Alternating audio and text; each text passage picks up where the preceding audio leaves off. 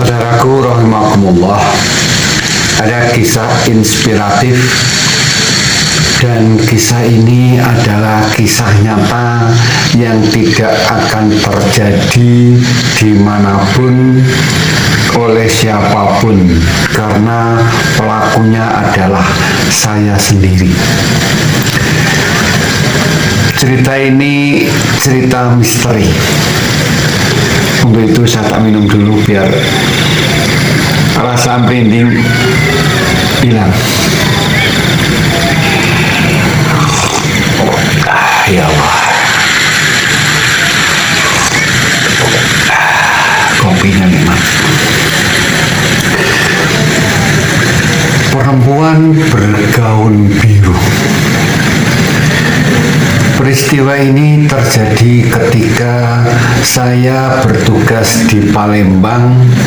Saat itu saya mencari hotel di Palembang penuh karena Palembang saat itu menjadi tuan rumah PON yang ke-16 sekitar bulan September tahun 2004. Setelah kami mencari hotel untuk sekedar menginap, ternyata banyak hotel penuh, maka kami agak menuju ke selatan, menuju daerah Kabupaten Banyuasin. Maka di sebelah kiri jalan saya dapati hotel sederhana. Bukan namanya sederhana, tetapi hotel itu sangat sederhana. Masuknya seperti sebuah lorong. Kita bertiga membawa mobil dengan saudara Hasli dan Adi. Saya saat itu sebagai pemimpin dia. Akhirnya karena sudah lelah, kita sudah mendapat hotel itu apa adanya. Sekitar jam 8 malam kita masuk ke hotel itu dan sepakat kita mengambil 2 kamar, satu untuk saya sendiri yang berada di pojok, kemudian di sebelahnya adalah Hasli dan Edi. Ketika badan sudah terasa amat lelah, capek seharian bekerja, maka kami pun tak peduli lagi dengan keadaan kamar hotel yang tidak mengenakkan di hati. Karena penat perjalanan, aku memaksakan membersihkan badan, sholat dan merebahkan diri di kasur. Hasli dan Edi di kamar lain, sementara aku sendirian di kamar pojok. Kami bertiga sengaja sudah makan malam sebelum masuk di hotel. Jadi di hotel tinggal istirahat. Badan yang lelah, mata yang sudah tak bisa diajak kompromi lagi, akhirnya aku tertidur. Setelah melafalkan doa-doa dan melafalkan surat Al-Ikhlas, Al-Alaq, Anas dan ayat kursi sebagaimana biasa kami bacakan sebelum saya tidur. Sekitar jam 12 malam aku merasa ada yang membangunkan dengan tepukan tangan dari arah belakang. Terasa sangat merinding. Karuan saja aku membalikkan tubuh, namun tak ada kudapati siapapun di belakangku dan memang aku tidur sendirian. Aku melirik jam tangan yang ada di meja sebelahku. Jarum berhimpitan menunjuk ke atas, berarti jam 12 malam tepat. Aku melanjutkan tidur dengan memaksakan mata untuk terpejam. Namun beberapa saat terasa ada jari lentik yang memegang bahuku dari arah belakang lagi. Jarinya terasa dingin. Seluruh tubuhku terasa merinding dan merinding yang sangat. Karena aku sadar aku tidur sendiri dan tadi sudah ada yang meraba diriku dari belakang. Setelah aku sadar membalikkan badan dan aku mengerti tidak ada seseorang pun di belakangku dan memang aku sendiri dan aku sadar sendirian. Betapa bulu kuduku semakin merinding, bulu tangan dan kaki terasa berdiri semua, bulu kaki, bulu tangan. Hatiku pun terasa merinding. Mesti ada yang menggangguku, kata hatiku. Seraya memejamkan mata dan aku lafazkan ayat kursi berulang-ulang. Serasa lama sekali malam itu, aku berharap segera ada suara kokok ayam hingga fajar pun menyingsing. Namun apa yang terjadi, malam terasa amat lama. Saudaraku rahimakumullah, di antara sadar dan tidak, aku dibaringkan, ditelantangkan menghadap ke atas oleh tangan seseorang. Aku mengenalnya dengan perasaan itu pasti tangan perempuan karena jari-jarinya lentik. Namun aku sulit untuk membuka mata dan terasa berat sekali. Antara sadar, aku pun merasa diraba-raba wajahku oleh tangan lentik perempuan. Dalam hatiku tetap saja melafazkan ayat kursi yang rasanya terasa tidak begitu hafal dan sesekali lupa. Aku ulang namun tak sampai pada ujung ayat itu.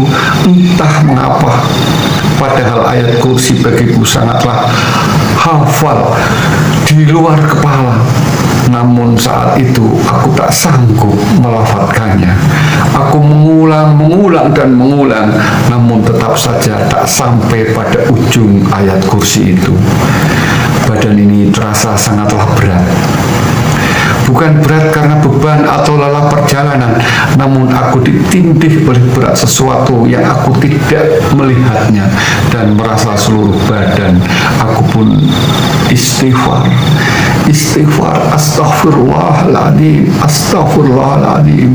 Istighfar itu aku ulang-ulang sambil aku meronta, tapi kedua tangan ini terasa diikat, kaki pun tak bisa bergerak. Aku meronta, tapi badan terasa tak bergerak sama sekali. Napasku berat, sesak, dan rasanya aku harus pasrah. Namun aku sadar bahwa ini ada yang mengganggu, jin atau setan apalah.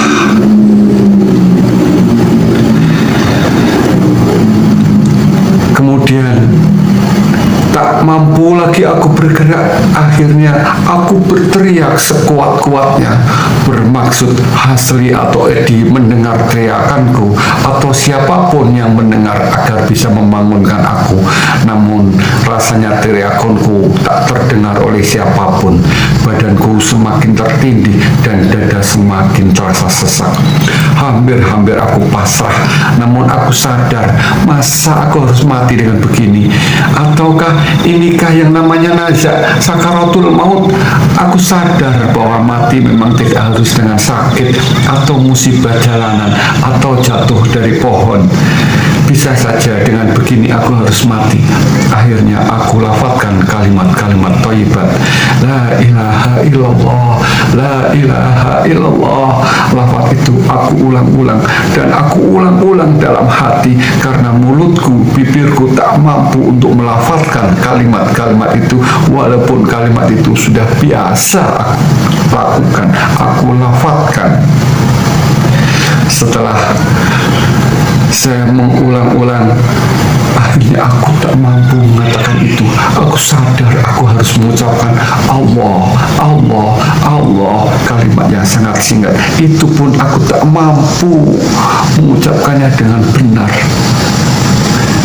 Kemudian mungkin aku tertidur lelap karena telah begitu ayah dengan makhluk halus penghuni kamar hotel yang mengganggu kami di kamar yang sangat seram. Namun apa yang mengasihkan di balik perjuanganku melawan jin penghuni kamar pojok itu? Dalam tidurku yang lelap, aku telah memadu kasih dengan gadis manis berambut panjang. Wajahnya aduhai begitu ayunya, badannya tidak begitu gemuk dan tidak begitu kurus, terasa sedang dalam pelukan tangan. Gaun biru tipis yang ia kenakan menemani kebersamaan bermesraan. Kami sengaja menghabiskan berdua di padang yang sangat indah lagi luas, di kebun berbunga sambil mendendangkan lagu-lagu Melayu kesayangan kami berdua, layaknya film-film India.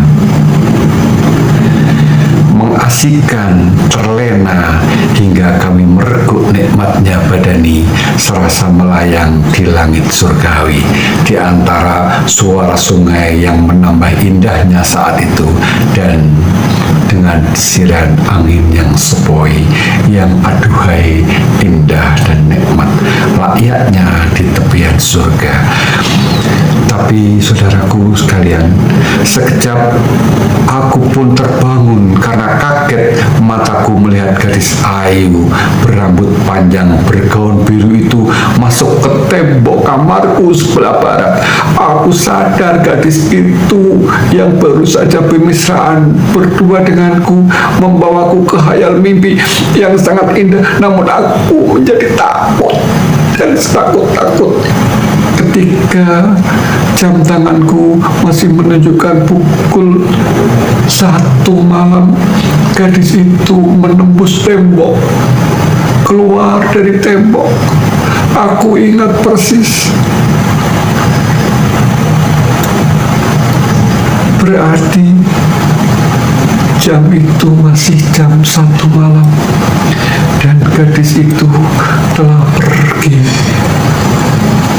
Astagfirullah, astagfirullah. Ternyata dia bukan.